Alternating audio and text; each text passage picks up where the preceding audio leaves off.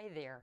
I was on a rapid fire email back and forth with my editor, Yolande McLean, this morning, and it was really interesting because I asked her, do you think I ought to go back over my manuscript for my forthcoming book, The Artist's Journey, which I've been working on for over 18 months and had been over and over again the material.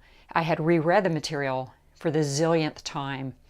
And she wrote back to me, "Don't lick the paint," which made me laugh uproariously because it was a reference to something that I learned years ago from my incredible teacher, Jim Smyth, who is a master teacher, and he paints like an old master.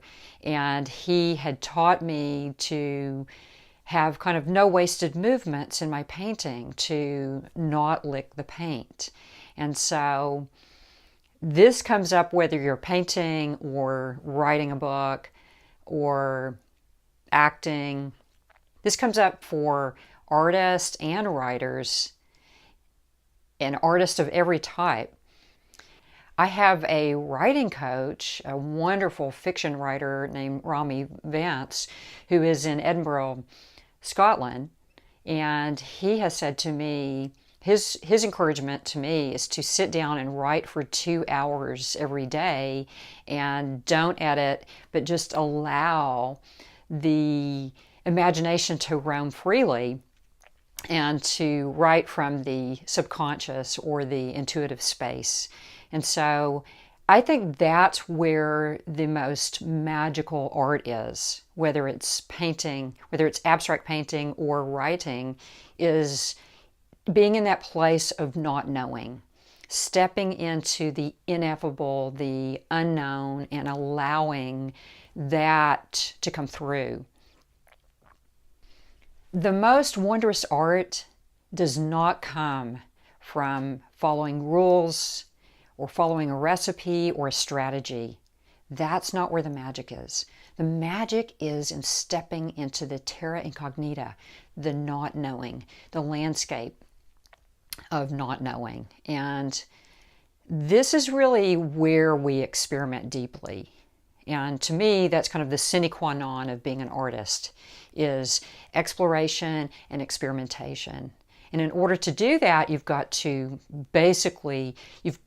trust yourself and allow for all kinds of works to come through, including paintings you don't like, the so-called ugly paintings. That's all part of this process. So what does it mean to lick the paint? Well, licking the paint is akin to painting your bedroom wall. When you paint the wall of your bedroom, you want it to be smooth and unified, unless you're texturing the wall, and you want it to look perfect. But this is not what we want in our abstract paintings. We do not want the paintings to be predictable and strategic. We want our paintings to surprise us, to feel fresh. We want to breathe life into our paintings and be astonished by them. As artists, licking the paint is where you keep adding brushstrokes, thinking that if I just add a few more, I might be able to bring this painting together and transform it. And the problem is that that usually doesn't work. And it ends up looking confused, mushy, chaotic, ambivalent, and just simply not alive. So I'd rather see a painting that has fewer marks, that's raw and immediate, and that feels alive, than a painting that's going for perfection, but really just kind of leaves me yawning. This reminds me of the character Mozart in the movie Amadeus, where Mozart was asked about rival composer Salieri. When asked about the rival composer Salieri's music, Mozart replied, "Too many notes." Likewise, we don't want too many brushstrokes, thinking that that's going to solve our painting or bring it alive. Oftentimes, less is more, and working with fewer brushstrokes can be incredibly compelling. So this leads to, how do we do this? Well, we employ constraint, just as Mozart in this movie was talking about the constraint of fewer notes, we too can work with the constraint of fewer brush strokes and see what happens in that exploration. And two things that I found very helpful, two exercises that I love to work with my students on, are the mini starts exercise, so creating mini painting starts. And then the second one is an exercise that I developed out of something I was taught in sculpture, and it's called the 6 maquette exercise. And so the first one, where you create mini starts, is a way to kind of cultivate the experience of allowing yourself to work with constraint. And so you might create 5 to 20 starts or more if you wish, and allow yourself to make a few moves on those starts and then move off of them and onto the next start. So that's an incredible exercise. The other exercise is the 6 maquette exercise.